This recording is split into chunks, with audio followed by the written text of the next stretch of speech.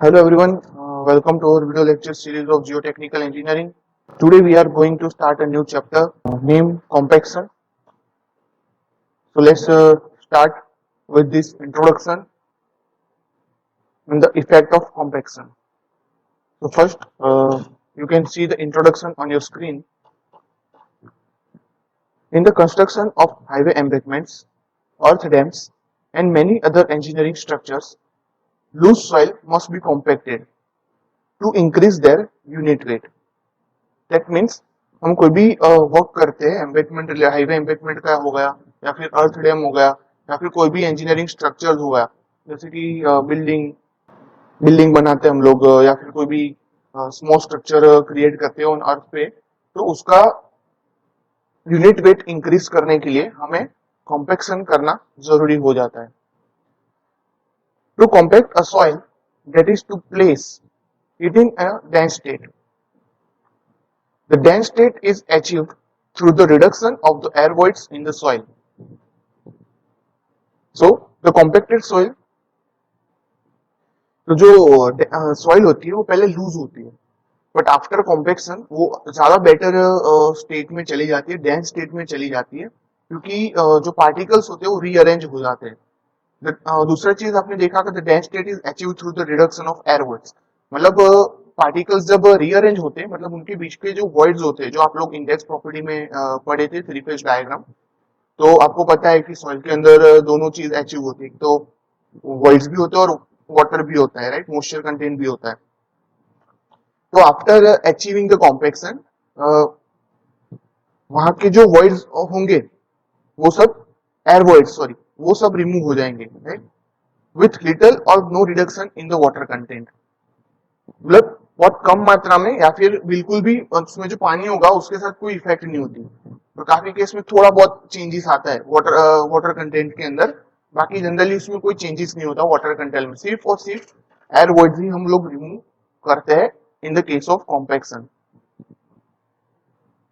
This process must not be confused with the consolidation, in which water is squeezed out under the action of a continuous static load. मतलब कि ये जो process है ज्यादातर लोगों को कॉम्पैक्शन और कंसोलिडेशन दोनों प्रोसेस के अंदर बहुत डिफिकल्टीज आती है समझने में, राइट, क्योंकि वो काफी हद तक सिमिलर पैटर्न में वर्क होता है दोनों में. बट आप जब टेक्निकली बात करते हो तो दोनों चीज आप लोग को बाय डिफर करना आसान हो जाएगा. क्यों? जैसे मैं आपको एग्जांपल देता हूँ कि कॉम्पैक्शन की हम बात करते हैं तो उसके अंदर हम सिर्फ एयर वॉइड्स होने की बात करते हैं, it is a mechanical process. But जब कंसोलिडेशन होता है तो उसमें से जो पोर वाटर प्रेशर होता है वो रिलीज होता है और जो आपका मॉइस्चर कंटेंट होता है वो स्क्वीज आउट होता है सॉइल के अंदर से. क्लियर? मतलब वॉइड्स तो निकल गए, उसके बाद का स्टेज ये है कि उसमें से वाटर स्क्वीज आउट हो जाना.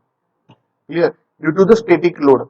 ये क्या है कि कंसोलिडेशन तो आपका क्या है, कंस्ट्रक्शन हो जाने के बाद भी हो सकता है उसके अंदर consolidation.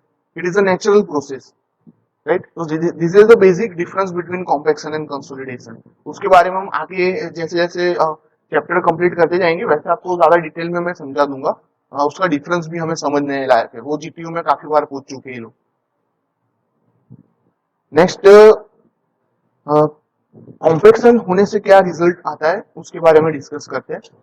The compaction increase the strength characteristics of soil which is increase the bearing capacity of foundation constructed over them.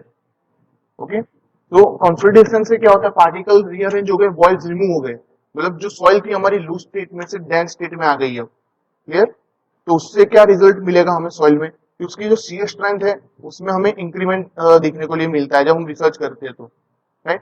तो ये जो शियर स्ट्रेंथ है वो अल्टीमेटली क्या करते हैं, अपनी जो बेरिंग कैपेसिटी होती है सॉइल की, जब हम फाउंडेशन क्रिएट करते हैं तो उसके पहले हमको सॉइल की बेरिंग कैपेसिटी फाइंड करनी पड़ती है, उस हिसाब से हम लोग वहां पे फाउंडेशन प्रोवाइड कर सकते हैं.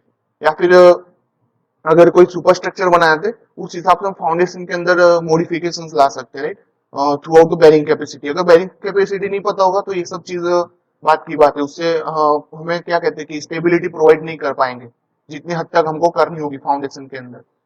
ओके, तो bearing capacity most important.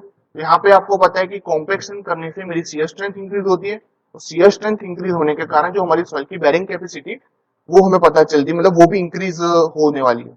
Clear, due to the shear strength. ये चीज है यहाँ पे। Compaction also decrease the amount of undesirable settlement of structure and increase the stability of slope of embankment, right. तो कॉम्पैक्शन करने से जो अनडिजायरेबल सेटलमेंट, आपको पता होगा जब कंस्ट्रक्शन हम स्टार्ट करेंगे तो उसके अंदर क्या प्रॉब्लम्स आने वाली है कि जो वॉइड रेशियो होंगे उसके कारण स्ट्रक्चर जब हम उसके ऊपर स्टेबल कराते हैं तो उसके अंदर सेटलमेंट स्टार्ट हो जाता है। बट अगर मैंने प्रॉपरली कॉम्पैक्शन अचीव किया है सॉइल का तो मैं अनडिजायरेबल सेटलमेंट को रिड्यूस कर सकता हूँ उस टाइम, क्लियर। सो उससे क्या होगा कि स्ट्रक्चर की स्टेबिलिटी इंप्रूव हो जाएगी, स्ट्रक्चर की स्टेबिलिटी ले लो या फिर स्लोप ऑफ एम्बैंकमेंट की स्टेबिलिटी ले लो, ये सब क्या होने वाला है एक बार स्टेबल इंक्रीज करने वाली, स्टेबिलिटी इंक्रीज करने वाली टर्म्स है, क्लियर है यहाँ पे। प्लस काफी रिसर्च में हमें ये भी पता चला है कि कॉम्पैक्शन के कारण जो सॉइल की परमिएबिलिटी होती है, राइट, तो capacity of water to flow through the soil material, right, वो भी काफी हद तक रिड्यूस कर सकते हैं हम लोग, just due to compaction of soil. तो ये है उसके महत्व। हम देखते हैं कि उसकी क्या इफेक्ट होती है, आपको मैं फिगर पे समझाता हूँ उससे। आप लोग यहाँ पे स्क्रीन पे देख रहे हैं, फर्स्ट टर्म आपको दिख रही है एक मोटर व्हीकल दिख रहा है यहाँ पे, और रोड की सरफेस आपको दिखाई दे रही है। ये जो पुअर कॉम्पैक्टेड सॉइल है और गुड कॉम्पैक्शन सॉइल है, right, what will it become, it increase the bearing capacity, increase the durability. So when vehicles will load apply onto the ground, if the ground is not compacted, then the figure is something like this. Its scenario is something like this, right? It will be punctured through the surfacing material, right? Due to the subgrade, low compacted subgrade. In the case of well compacted soil, due to the very dense achievement of the beneath subgrade, we can see the surfacing is very smooth, right? The wheel load will be distributed evenly onto the ground, clear। तो ये उसका result हो रहा है यहाँ पे। Another case में higher resistance to deformation, higher resistance to the frost damage. आप लोग देख सकते हो यहाँ पे कि फ्रॉस्ट और हीव एक्शन होती है सॉइल के अंदर ड्यू टू द मॉइस्चर। आप यहाँ पे देख सकते हो कि जो पानी की पाइपलाइन या कुछ भी है वहां पे कुछ ना कुछ मॉइस्चर कंटेंट रहता है, तो उससे क्या होता है फ्रीज एंड थ्रो इफेक्ट यहाँ पे हमको देखने को मिलती है, क्लियर। तो जब पुअरली कॉम्पैक्टेड होगी तो ऐसा कुछ हमको दिखने को मिलेगा, ऊपर का जो ग्राउंड होगा वो अनइवन सेटल हो जाएगा। जबकि गुड कॉम्पैक्टेड सॉइल होगी तो यहाँ पे ये जो मॉइस्चर कंटेंट जमा हो रहा है वही नहीं होगा इतने मात्रा में, ठीक है, तो ये स्मूथ रहेगा।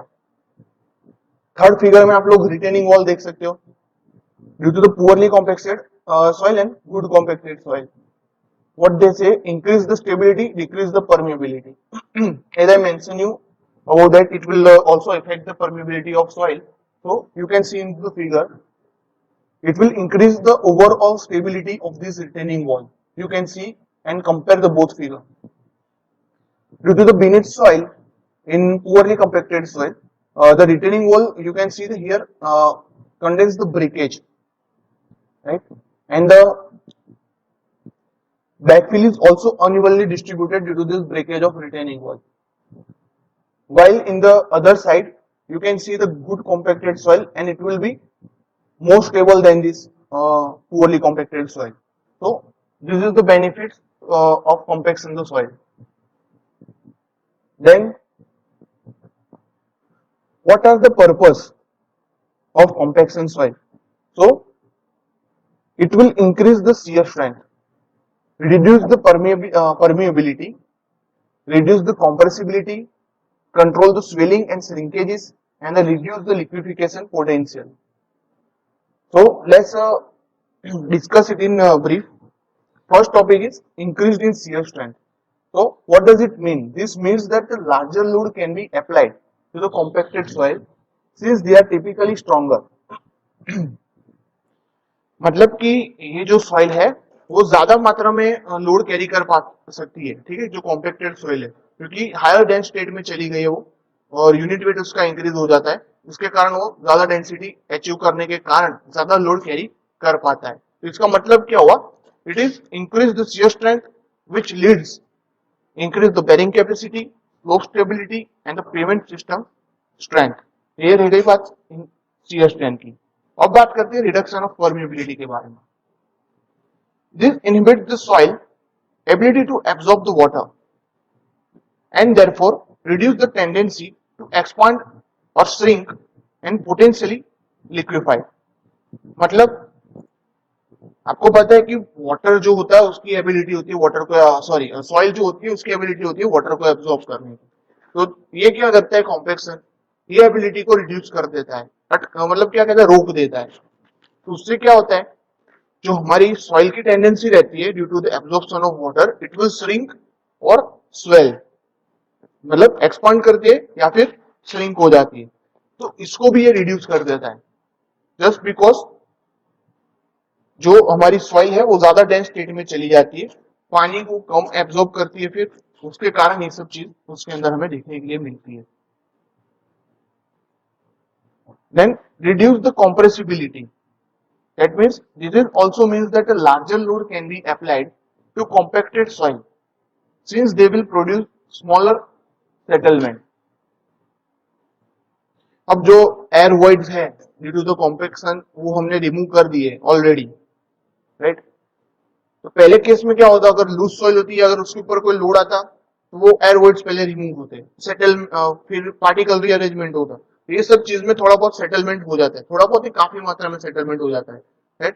तो वो हम पहले से उसको एलिमिनेट कर देते हैं ये चीजों को कॉम्पेक्शन करके, क्लियर। तो अल्टीमेटली हमें क्या रिजल्ट मिलता है, जो सॉइल की ओवरऑल कॉम्प्रेसिबिलिटी होती है वो हम रिड्यूस कर देते हैं और जो सेटलमेंट होता है उसके कारण वो भी हमें काफी कम मात्रा में देखने के लिए मिलता है। Then control swelling and shrinkage, वो मैंने आपको आगे ही वाटर एब्जॉर्प्शन में समझा दिया परमेबिलिटी वाले टॉपिक के अंदर कि जो पानी क्या कहते हैं वॉइड है ही नहीं तो पानी जाएगा कहाँ पे, अब क्लियर।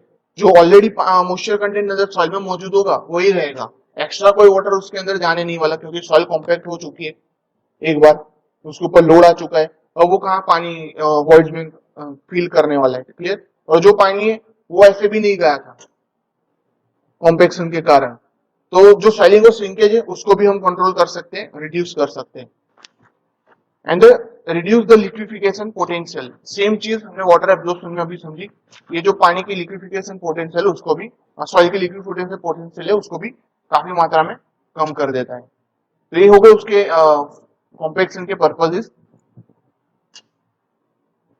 आप कोई भी वर्क ले लो, बिल्डिंग कंस्ट्रक्शन रिलेटेड ले लो, हाईवे रिलेटेड ले लो, टाउन प्लानिंग, कोई भी वर्क ले लो जो अर्थ के जिसके अर्थ रिलेटेड होगा, ठीक है, डैम्स ले लो, रिटेनिंग वॉल ले लो, एनीथिंग। फर्स्ट ऑफ ऑल आपका फर्स्ट स्टेज यही होता है सॉइल का कॉम्पेक्शन करना, ठीक है। ज्यादातर मॉडिफिकेशन हम कॉम्पेक्शन से ही अचीव कर लेते हैं, उसके बाद हमको उसकी स्टेबिलिटी के बारे में देखना पड़ता है, सबसे पहले चीज हम कॉम्पेक्शन कर देते हैं। आप ये चीज धीरे धीरे आप आगे जैसे पढ़ोगे, हम रिसर्च भी प्रोजेक्ट वर्क आएगा तब भी मैं आपको ये सब चीजें समझा दूंगा आगे कि इससे क्या इफेक्ट होती है। अब हम एक्चुअल डेफिनेशन के बारे में बात करते हैं। So what is the definition of compaction?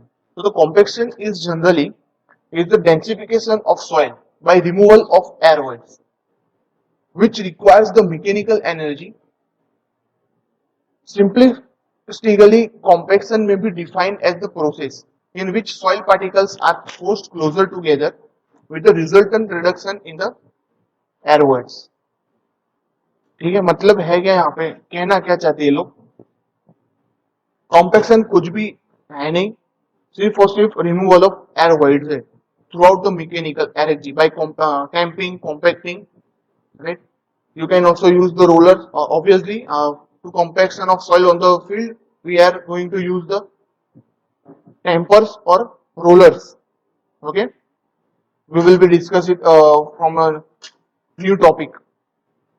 It is simplistically compaction may be defined as the process in which the soil particles are forced close together with the result in the reduction in the air voids। मतलब मैंने आपको जब first introduction में समझाया था compaction के बारे में, इसमें एक्चुअल में होता क्या है कॉम्पेक्शन से, एयर वॉइड्स तो रिमूव होते हैं, मतलब एयर वॉइड्स रिमूव करके हमने क्या किया, तो आगे आपने टर्म सुना था, it will be when to the higher denser state और इंक्रीज द